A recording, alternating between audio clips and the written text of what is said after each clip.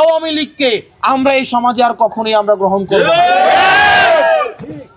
যারা হচ্ছে ইসলামের পথ বাদ দিয়ে যারা হচ্ছে বাতিলের পথকে তারা হচ্ছে দুনিয়াবি সফলতা অর্জনের জন্য বেছে নিয়েছিল, আমরা তাদেরকে সেই রাজনৈতিক দলকে আর আমরা বাংলাদেশে কোনোভাবেই রাজনীতি হিসাবে তারা রাজনৈতিক যেন কর্মকাণ্ড আর পরিচালনা করতে না পারে, সেটির জন্য আমরা আপনাদের সচেতন আপনাদের উপস্থিতি আমরা দাবি করছি। আমরা প্রত্যাশা করব ভবিষ্যৎ বাংলাদেশটা যেন পরবর্তী প্রজন্মের জন্য সুখী সমৃদ্ধ এবং নিরাপদ হয়। আপনারা যেন আপনাদের সন্তানদের জন্য আপনারা যেন দুশ্চিন্তা করতে না হয়, আপনাদের সন্তানরা রাস্তায় বের হলে যেন বাসায় সে জীবন নিয়ে ফিরে আসা নিরাপত্তা পায়, সবাই যেন নিজ নিজ ধর্ম স্বাধীনভাবে পালনের অধিকার পায়। আমি ইসলাম ধর্ম পালন করি, আমার নামাজ পড়ার যেন অধিকারটা আমার ঠিকঠাক থাকে। আপনারা দেখেছেন গত বছর আমাদের পাবলিকলি ইফতার করা হচ্ছে নিষিদ্ধ করা হয়েছিল। আমরা কেমন দেশে কেমন সমাজ ব্যবস্থা আমরা বাস করেছি শুধু একবার নিজেকে প্রশ্ন করে দেখেন। সবাই মিলে একসাথে আমরা ইফতার করা পর্যন্ত নিষেধ করে দিয়েছিল। আমরা আর কারো হচ্ছে দাস হতে আমরা চাই না, আমরা কারো কেউ আমাদেরকে আর নিয়ন্ত্রণ করবে আমরা চাই যারা ক্ষমতায় আসবে, যারা ক্ষমতা গ্রহণ করবে তারা জনগণের প্রভু নয়, তারা জনগণের সেবক হিসেবে আসবে।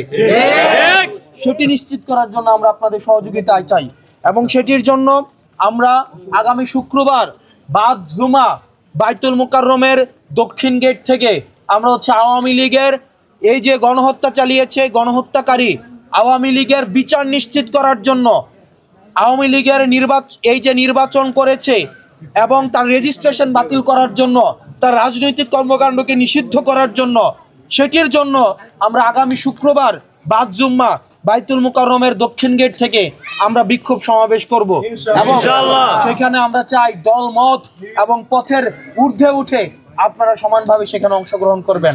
আমরা চাই এই বাংলাদেশটা জনগণের হোক, বাংলাদেশটা সাধারণ মানুষের হোক এবং আপনারা ক্ষমতাকে প্রশ্ন করতে শিখুন। যেভাবে ওমর রাদিয়াল্লাহু তাআলা আনহুকে মিম্বরের সামনে দাঁড় করিয়ে জিজ্ঞেস করা হয়েছিল, আপনি ততক্ষণ পর্যন্ত খুতবা দিতে পারবেন না যতক্ষণ পর্যন্ত না আপনার এই পাঞ্জাবির আমাদেরকে হিসাব দিতে পারেন।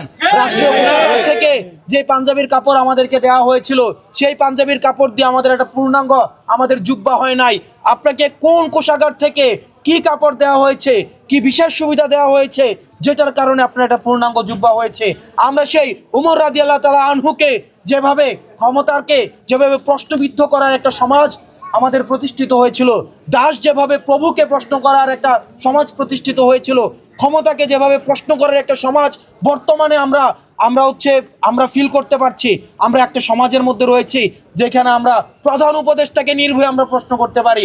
আমরা উপদেষ্টাদেরকে তারা কত টাকা বেতন পায়, তাদের হিসাব কি, তাদের দুর্নীতির যে হাল হকিকত, পিএস সহ যারা সমন্বয়ক রয়েছে তাদের জীবন ব্যবস্থা নিয়ে আমরা নির্ভয়ে প্রশ্ন করতে পারি। ঠিক একইভাবে এই প্রশ্ন করার চর্চা যেন আমাদের এই বাংলাদেশে সবসময় সমুন্নত থাকে, সেই বাংলাদেশের জন্য আমরা একসাথে কাজ করে যাব ইনশাআল্লাহ। ভালো থাকবেন, সুস্থ থাকবেন এবং আমাদের এই প্রজন্মের জন্য দোয়া করবেন।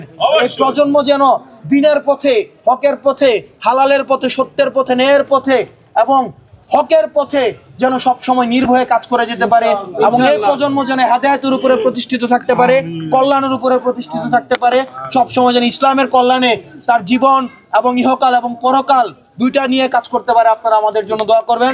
ভালো থাকবেন, সুস্থ থাকবেন। আসসালামু আলাইকুম ওয়া রাহমাতুল্লাহি ওয়া বারাকাতুহু।